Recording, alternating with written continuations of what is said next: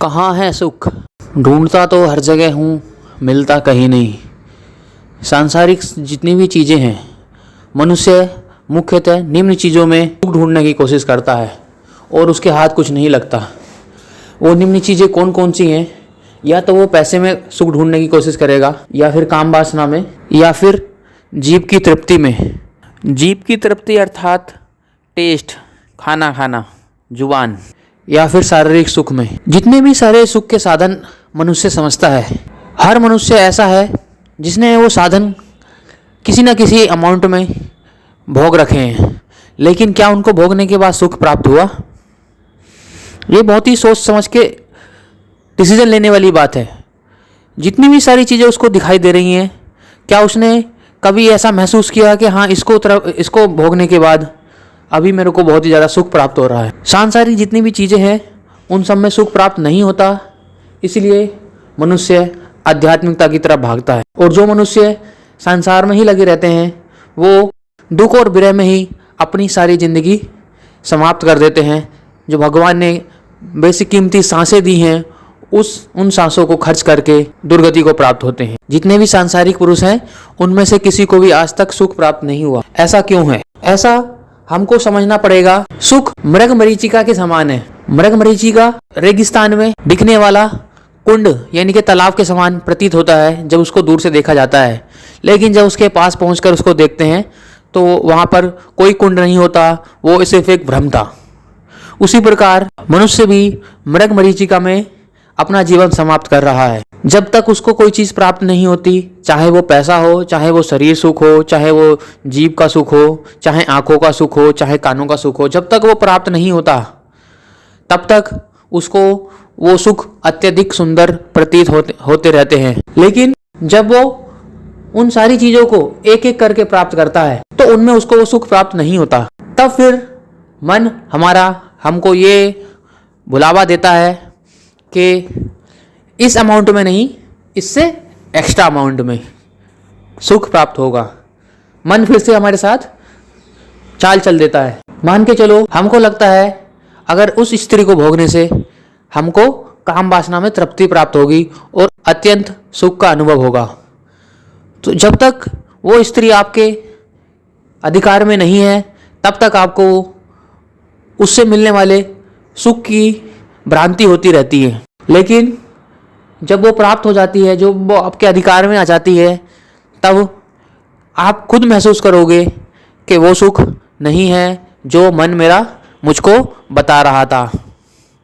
यानी कि इन सब बातों से हम इस चीज़ का पता लगा सकते हैं कि मन क्या है। मन की जो आदत है वो है सेखी बघारना, बड़ी बड़ी बातें करना। जब तक हम मन की बातों में आकर कोई भी काम करने का निश्चय करते रहेंगे, हमारी जीवन की कीमती सांसें उसी में व्यर्थ होती रहेंगी। मन कहता है अगर मेरे पास ये गाड़ी हो जाए तो मैं अत्यधिक सुख वाला हो जाऊंगा, और मन इस तरह से उसके बारे में बातें करता है, विचार करता है कि आपको पूरा विश्वास हो जाता है कि हाँ, मन बिल्कुल सच बोल रहा है। लेकिन जब वो आपको चीज़ प्राप्त होती है तब आपको क्या लगता है? क्या आपने कभी महसूस किया है कि जो चीज़ मन ने कही हो और वो प्राप्त हो गई, उसके बाद उसमें कितना सुख मिला?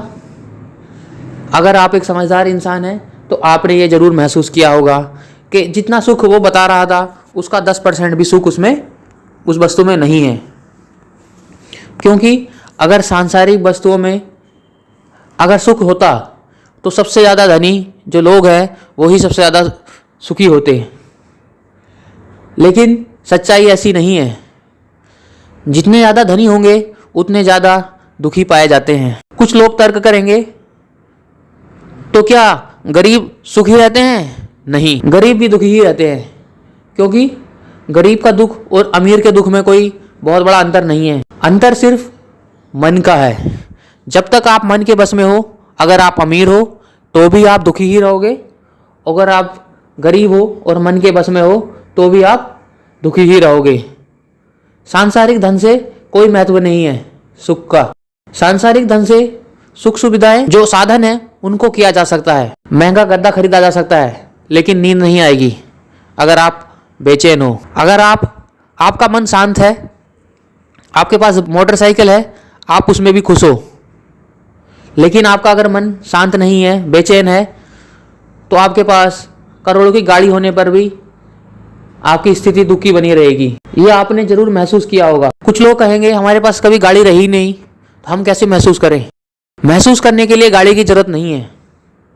महसूस करने के लिए तुमसे जो ज़्यादा गरीब हैं उनको एक बार देख लो, आपको पता लग जाएगा।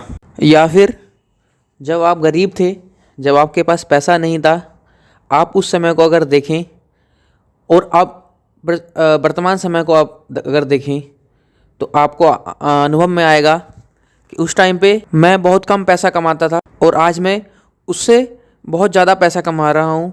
तब मेरे मन की स्थिति में क्या फ़र्क है। आप ज़रूर पाएंगे कि परिस्थिति में कोई ज़्यादा फ़र्क नहीं है। और मेरा तो यहाँ तक मानना है कि आपकी स्थिति पहले से ज़्यादा खराब हो जाती है। वैसे ही जो स्थिति आज है और आपका जो मन बता रहा है कि इससे अच्छी स्थिति हो जाए तो मैं आपको सुख प्रदान करूँगा, तो आप इससे अनुमान लगा सकते हैं मन कितना बड़ा झूठा है। अगर आप हिम्मत वाले हो तो मन से पूछो कि अभी जो मेरी स्थिति है अब से मेरे 5 साल 8 साल पहले की स्थिति से अच्छी है, तो अभी मेरे को सुख प्राप्त क्यों नहीं हो रहा है। क्यों मैं अभी भी दुख के कुएं में कूदा जा रहा हूँ। क्यों मेरे को अभी भी सुख प्राप्त नहीं हो रहा है। क्यों मैं अभी भी बहुत बुरी ज़िंदगी जी रहा हूँ। क्या आप में वो मन से पूछने की हिम्मत है? क्या आप मन से पूछ सकते हो कि तूने जब पिछली बार मेरे को वादा किया था अभी तक उसका मेरे को सुख प्राप्त क्यों नहीं हुआ।